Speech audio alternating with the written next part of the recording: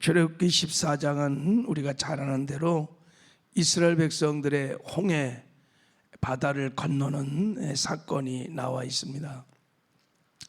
이스라엘 백성들이 처음에 애굽 람세에서 출발합니다. 그래서 바로 약속의 땅 가나안 해변길로 간 것이 아니라 숫곳이라는 곳에서 일단 장막을 쳤다가 광야 끝 에담이라는 곳에서 장막을 쳤어요. 그러니까 이스라엘 백성들이 저 북동쪽으로 이렇게 이제 올라가다가 갑자기 하나님께서 홍해 바닷가로 장막을 치게 합니다. 자, 우리 한번 1절 2절을 한번 읽어보겠습니다. 1절 2절 시작.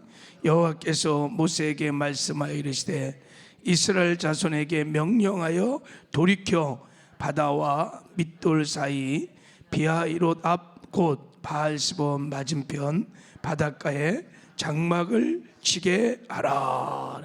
거기 보면 이스라엘 자손에게 명령하여 돌이켜, 이게 슈브라는 히브리어 단어를 썼는데 막 가다가 뒤로 돌아 이 갓 하면 그냥 확 도는 것처럼 그런 걸 말하는 거예요. 그러니까 갑작스럽게 이 이스라엘 백성들을 돌렸다는 게 하나님께서 갑작스럽게 돌렸어요. 그러니까 숫곳에서 에담으로 이렇게 가다가 그냥 갑자기 홍해 바다 앞까지 그렇게 돌렸다는 거예요. 갑자기 그렇게 돌렸다는 겁니다. 그러니까 그 바알스본 맞은편 바닷가 장막을 치게 하라. 그러니까 앞에는 이제 홍해 바다가 그냥 무서운 홍해 바다가 지금 있었고 뒤에는 지금 사막을 지나왔잖아요. 뒤에는 사막이고 이 좌우에는 이제 산들이 있으니까 뭐 도무지 이해할 수 없는 곳으로 인도를 받은 겁니다. 이 사면초가라 그러는 거예요. 만약에 행여나 애국 군대가 쫓아온다면 큰일 날 수 있는 장소로 하나님이 인도를 한 거예요. 앞으로도 못 나가지. 뒤에서 만약에 애국 군대가 쳐들어오면 큰일 나는 거예요. 자, 그런 곳으로 온 것입니다. 여러분, 여기에는 하나님의 의도적인 전략이 있었던 거예요. 일부러 하나님이 그렇게 하신 거예요. 그래서 바로가 이런 상황을 보고 추격해 오도록 유인작전 지금 이게.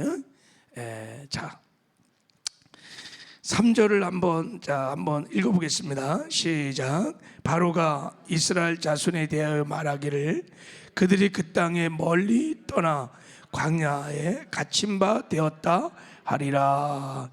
하나님이 미리 모세도 아마 이해하지 못했을 거예요. 왜 하나님이 이렇게 인도하시는지, 이 막다른 골목길로 왜 우리를 인도하시는지. 그래서 하나님이 모세에게 미리 하나님의 생각을 말해주는 거예요. 바로가 그들이 멀리 떠나 광야에 갇힌 바 되었다는 것을 알게 되고 추격해 올 거다. 야, 바로가 이제 생각해 보니까 야, 이스라엘 백성들이 광야로 나갔는데 길을 헤매고 있구나.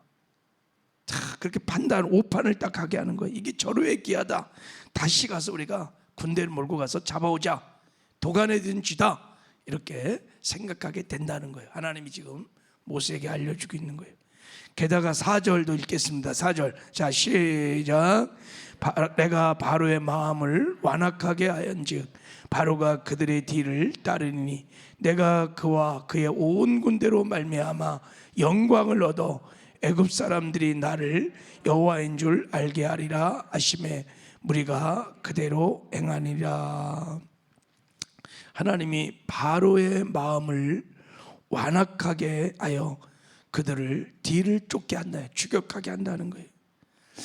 여러분, 출애굽을 읽다 보면은 하나님께서 바로의 마음을 완악하게 했다라는 표현이 종종 나옵니다. 이 말씀 우리가 이해할 때 바로가 원래 착한 사람인데, 의로운 사람인데 하나님이 일부러 막 이렇게 완악한 마음을 만드셨다는 그런 뜻이 아니에요. 스스로 그들이 강팍한 마음, 완고한 마음을 하나님께서 그냥 내버려 두셨다는 뜻이에요. 그냥 내버려 주셨다. 하나님이 착한 사람을 완악하게 만들었다. 이것은 하나님의 성품상 맞지 않습니다. 원래 완악한 사람, 원래 강박한데 하나님이 그걸 막지 아니하시고 그냥 육이 내버려 두는 거예요. 이게 무서운 사실은 심판이죠. 하나님이 막지 않으시고 그냥 내버려 두는 거예요. 자, 결국은 하나님의 생각대로 바로가요 사면 초가에 이제 처해 있는 이스라엘 백성들을 추격해 옵니다. 자, 5절을 한번 읽겠습니다. 시작. 그 백성이 도망한 사실이 애굽 왕에게 알려짐에 바로와 그 신하들이 그 백성에 대하여 마음이 변하여 이르되 우리가 어찌 이같이 하여 이스라엘을 우리의 섬김에서 놓아 보냈는가 하고 마음이 변했어요. 바로와 그 신하들이 그 백성에 대하여 마음이 변하여. 여러분, 지금 10가지 재앙으로 애굽이 완전히 초토화됐어요. 그런데다가 이스라엘 백성들은 이게 보통 백성이 아니구나, 하나님이 함께 하시는 백성을 다 경험했어요. 근데도 불구하고 추격해 오는 거예요. 왜 그럴까요? 거기 보면 우리가 어찌 이같이 하여 이스라엘을 우리의 섬김에서 놓아 보내는가. 욕심이에요, 욕심. 이스라엘 백성이 엄청난 노동력이죠, 그죠? 애굽의 경제를 바치고 있었던 노동력들이 그냥 한순간에 그냥 다 빠져나가는 거예요. 그러니까 그 욕심 앞에서 그렇게 엄청난 심판을 받았음에도 불구하고 끝까지 붙드는 거예요. 참, 이게 욕심이 이렇게 무서운 겁니다, 여러분. 아니, 그 정도 당했으면 야, 그 백성은 건드리지 마, 하나님이 함께하는 백성이야 하고 놔줄 법도 한데 끝까지 뭐 때문에? 욕심. 끝까지 약간 붙듭니다. 그래서 우리 가자. 그래갖고 이제 자, 우리 6절, 7절, 8절 쭉 한번 읽어보겠습니다. 시작. 바로가 곧 그의 병거를 갖추고 그의 백성을 데리고 갈새 선발된 병거 600대와 애굽의 모든 병거를 동원하니 지휘관들이 다 거느렸더라. 여호와께서 애굽 왕 바로의 마음을 완악하게 하셨으므로 그가 이스라엘 자손의 뒤를 따르니 이스라엘 자손이 담대히 나갔음이니라. 선발된 병거 600대, 애굽의 모든 아이가 막 군대가 총동원해 갖고, 무슨 전쟁이 일어난 것도 아니고 노예들이었던 이스라엘 백성을 잡아오는데 총동원해 갖고 나갑니다. 총동원해서 결국은 9절에 보면, 자, 우리 9절도 읽겠습니다. 시작.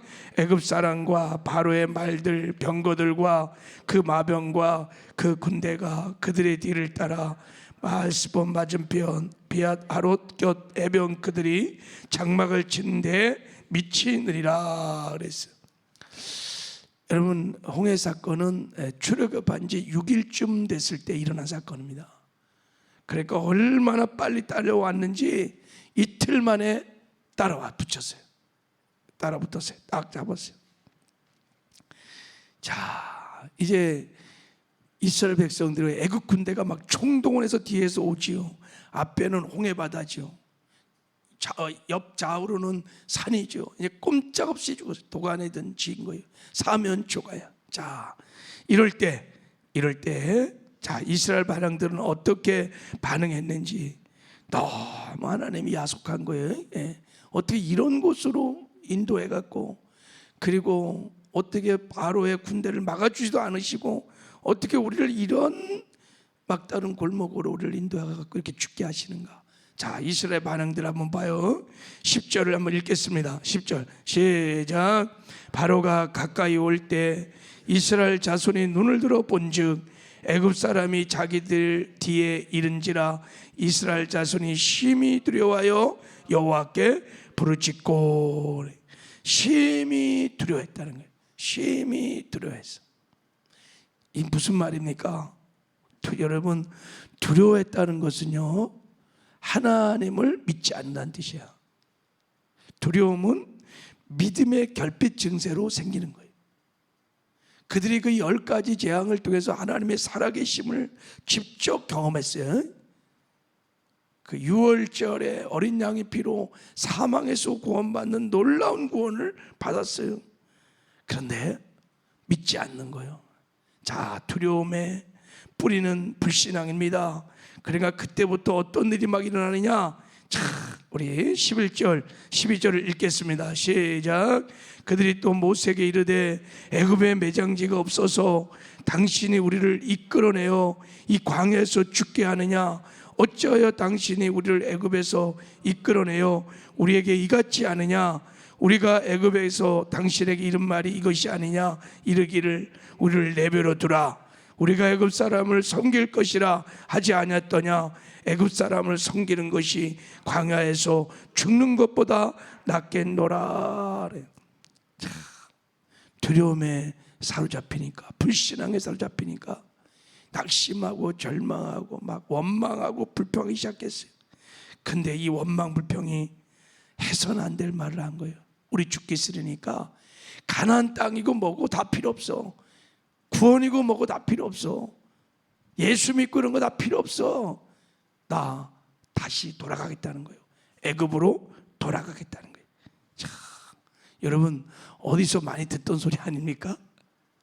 우리의 삶에 시험이 오고 어려움이 오고 위기가 오면요, 다 필요 없어. 직분도 필요 없어. 교회 섬기는 거 필요 없어. 나 교회 떠날 거야. 심하게는요, 나 예수 천국 뭐 다 필요 없어. 지금 똑같은 거예요. 가나안 땅 애굽, 가나안 땅 구원 다 필요 없어. 나 다시 애굽으로 갈 거야. 예, 이게 참 불신앙이. 여러분 우리가 낙심하고 절망하고 원망하고 불평하는 거 다 뿌리가 뭡니까? 하나님을 믿지 않는 거예요. 불신앙이에요. 예, 거기서 다 나오는 거예요. 원망 불평이 여러분 하나님께서 우리에게 주신 축복을 다 쏟아내는, 그게 마귀의 전략입니다. 예, 이들이 똑같이 이렇게 어마어마한 하나님의 은혜로 어린 양의 피로 구원을 받고 나서 이렇게 어떻게 이런 말을 할 수 있어요, 그죠? 가나안 땅이고 구원이고 하나님이고 예수고 필요 없어. 우리 그냥 돌아가겠다. 막 이렇게 쏟아내는 거예요. 여러분 두려움이 올 때 빨리 제거하시기 바랍니다. 두려움의 뿌리는 불신앙이에요. 예. 그러면 원망 불평이 낙심이 막 쏟아져 나옵니다. 그러면 하나님의 영광이 떠나요. 하나님 받은 축복이 다 밑빠진 독에 물 빠져나가듯이 다 빠져나갑니다. 이게 마귀의 전략이. 자, 왜 하나님이 이렇게 이스라엘 백성들을 구원한 이후에 홍해 바다를 건너게 하셨을까? 왜 이렇게 하나님이 역사하시는 건가? 이 홍해 바다 사건을 통해서 무엇을 말씀하시려고 하나님께서 이렇게 하셨을까? 자, 하나님의 구원 경영의 입장에서 보면 그것은 홍해 바다 사건은 여러분 세례의 사건입니다. 세례. 고린도전서 10장에 이 사건을 영적인 의미를 세례라 하고 해석해 놨어요. 자, 오늘은 그 영적인 해석들을 나누기 전에 오늘 본문에 나와 있는 하나님께서 홍해 사건을 통해서 우리에게 말씀하고 싶은 메시지를 한번 살펴보려고 합니다.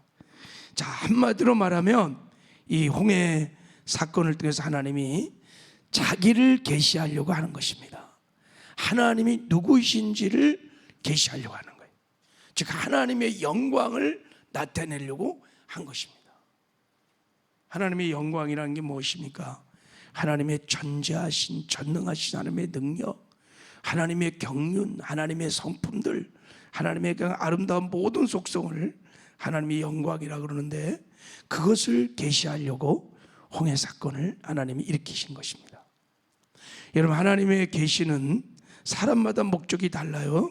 먼저 자, 바로와 애굽 사람들 향한 하나님의 계시는 무엇이냐면 4절에 나와 있어요. 자, 4절 한번 다시 한 번만 읽어봐요. 자, 홍해 사건을 통해서 하나님께서 말씀하고 싶은 메시지가 자 있어요. 4절 시작. 내가 바로의 마음을 완악하게 한즉 바로가 그들의 뒤를 따르니니 내가 그와 그의 온 군대로 말미암아 영광을 얻어 애굽 사람이 나를 여호와인 줄 알게 하리라 하심에 무리가 그대로 행하니라. 그래서 내가 그와 그의 온 군대로 말미암아 영광을 얻어. 무슨 말이에요? 이제 내가 애굽과 그 군대들을 완전히 바다에 수장시켜서 그냥 진멸시키겠다. 그걸 통해서 내가 영광을 나타낼 것인데 그때 비로소 그들이 내가 여호와인 줄을 알게 될 것이다. 그때서 그들이 비로소 하나님이 여호와인 줄을 알게 됐거든요. 하나님이 상천하지의 유일하신 하나님, 죄를 심판하신 어미하신 하나님을 그때 그들이 비로소 알게 될 것이다. 이런 하나님의 자기 계시를 목적으로 홍해바다 사건을 하나님이 일으키신 것입니다. 그러면 이스라엘 백성들에게 하나님의 자기 계시의 목적은 뭘까요? 자, 이 홍해 사건을 통해서 하나님이 계시한 그 목적이 뭘까? 그게 13절, 14절에 나와 있어요. 한번 읽겠습니다. 시작. 모세가 백성에게 이르되 너희는 두려워하지 말고 가만히 서서 여호와께서 오늘 너희를 위하여 행하시는 구원을 보라. 너희가 오늘 본 애굽 사람을 영원히 다시 보지 아니하리라. 여호와께서 너희를 위하여 싸우리니 너희는 가만히 있을지어다.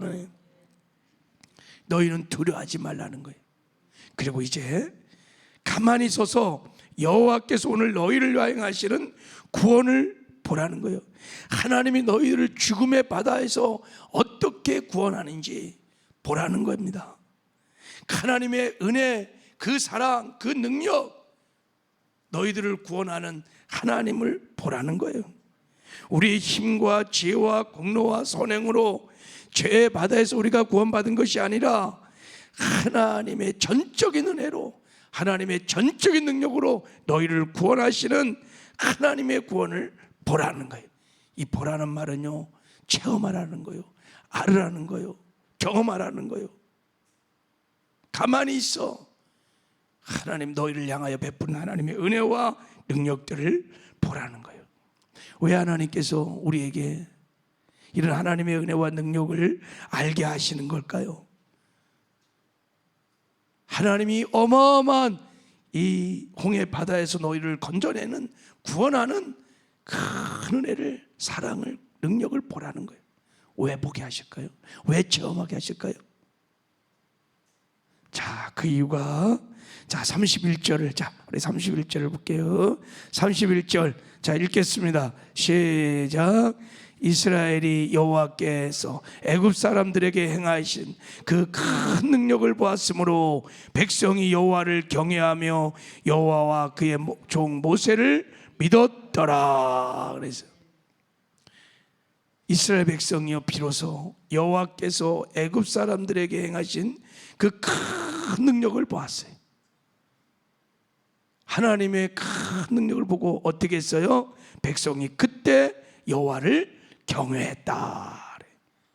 그때 여호와를 경외하고 하나님을 그때 믿었다라는 거예요. 홍해 바다를 건너는 이 놀라운 기적의 사건을 하나님께서 체험시키고 알게 하시고 하나님의 영광을 나타내셔서 그 영광 가운데 하나님을 경외하는 법을 가르치는, 여러분 우리가 하나님을 만나면요, 하나님을 체험하면요, 우리 안에 하나님에 대한 경외함이 생깁니다. 우리가 하나님을 두렵고 떨림으로 섬길 수 있는 이 경외함은요, 하나님과의 인카운트, 하나님과의 만남을 통해서 하나님의 영광을 보았기 때문에 주신 은혜입니다. 할렐루야. 내가 하나님을 경외하는 만큼 여러분 무엇을 하느냐면 하나님 말씀에 순종하게 됩니다. 하나님의 뜻에 따르기 시작합니다. 이것이 하나님께서 홍해바다 사건을 통하여 하나님의 영광을 나타내시고 하나님의 구원을 목독게 하셔서 이스라엘 백성들 하여금 하나님을 경외하도록, 그리고 하나님 말씀에 순종하도록 하시기 위해서 베풀어 주신 은혜인 것입니다. 여러분 이 홍해바다 사건 이후에 계속해서 하나님이 자기 자신이 누구인지를, 어떤 은혜와 능력을 베풀어 주신지를 계속 말씀하십니다. 마라의 쓴물 앞에서 단물로 고쳐주고, 내가 여호와 라파 하나님인 것을 계시하시고, 엘림에서 당신이 우리를 부욕케 하신 하나님을 계시하시고, 만나를 주시고, 반석에서 생수를 주시고, 하나님의 그 은혜, 그 사랑들을 그들이 보게 하셔서 경험시켜 주셔서 하나님을 경외함으로 하나님 말씀에 순종하는 하나님의 백성으로, 천국 백성으로 빚어 가시는 것입니다. 여러분, 지금도 똑같지 않은 우리를 훈련하십니다.